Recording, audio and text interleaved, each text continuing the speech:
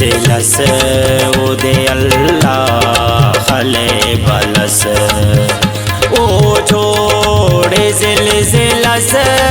उदे अल्लाह खले बलस उदे मौला खले बलस।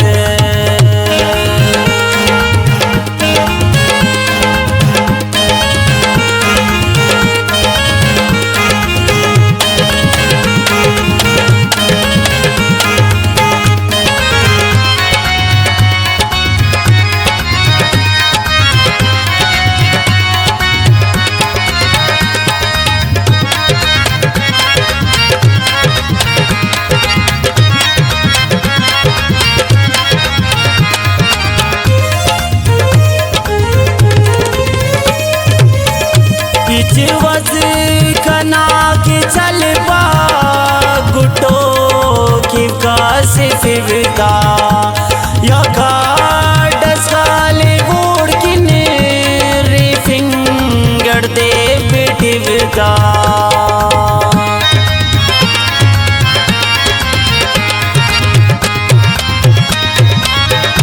इचवास कना की अलपक गुटो फिवका या गाडस खाले वोड़ की नेरी फिंगर दे बिटिवका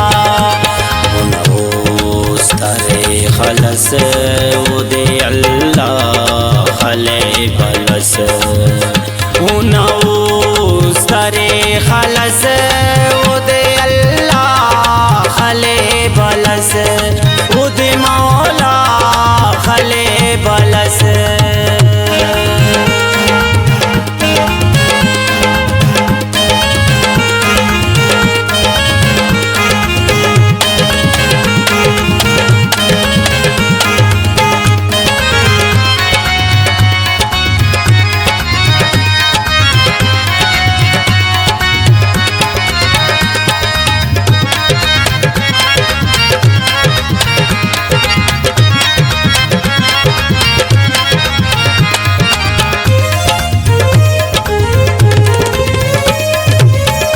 सरफराज इल्मुआफक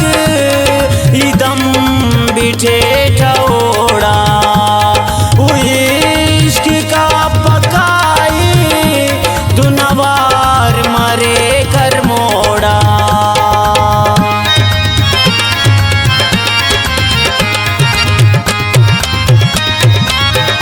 साकी चिल्मुआफक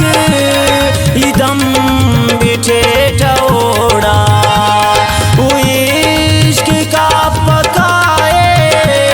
दुनवार मरे कर मोड़ा